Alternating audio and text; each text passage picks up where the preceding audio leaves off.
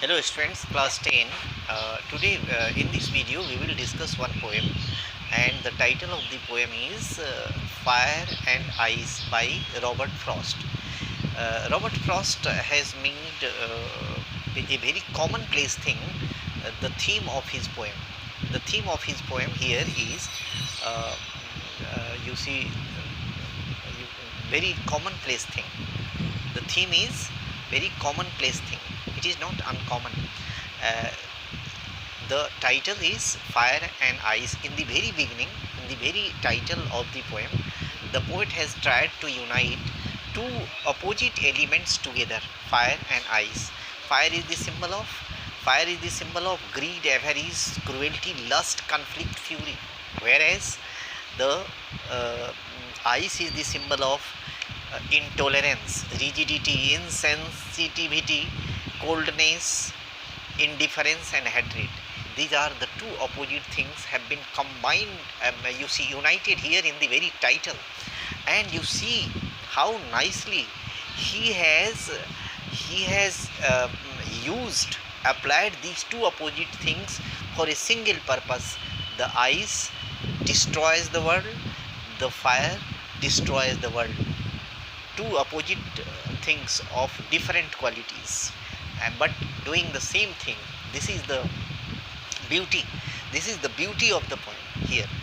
And some say the world will end in fire, some say in ice. Some people are of the opinion that this world will end in fire, whereas some people say that this world will end in ice.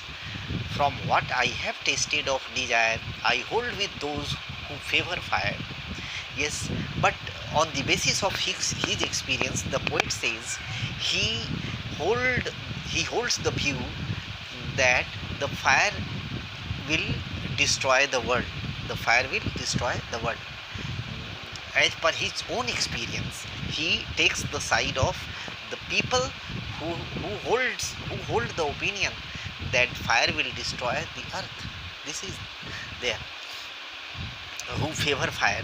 Next stanza, but if it had to be perished twice, if the world is to be destroyed twice, I think I know enough of hate. But hate that is symbolized by ice is enough. If the world is to be destroyed twice, then hate is enough. That is symbolized by ice. To say that for destruction, ice is also great. Ice is great. So far as the destruction of the world is concerned, ice is great. How ice is great?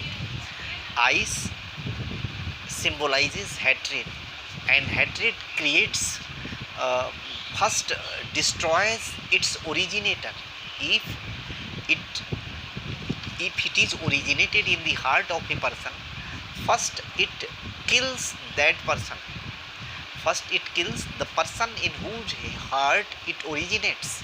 Then first destruction, and second destruction against whom? Against those people in whose you see, against those people, uh, it kills those people against whom it has been originated in someone's heart. Suppose if a person, uh, in the heart of a person, the hatred originates, it will kill that person, and again that hatred will kill the people against whom the person has created hatred in his heart.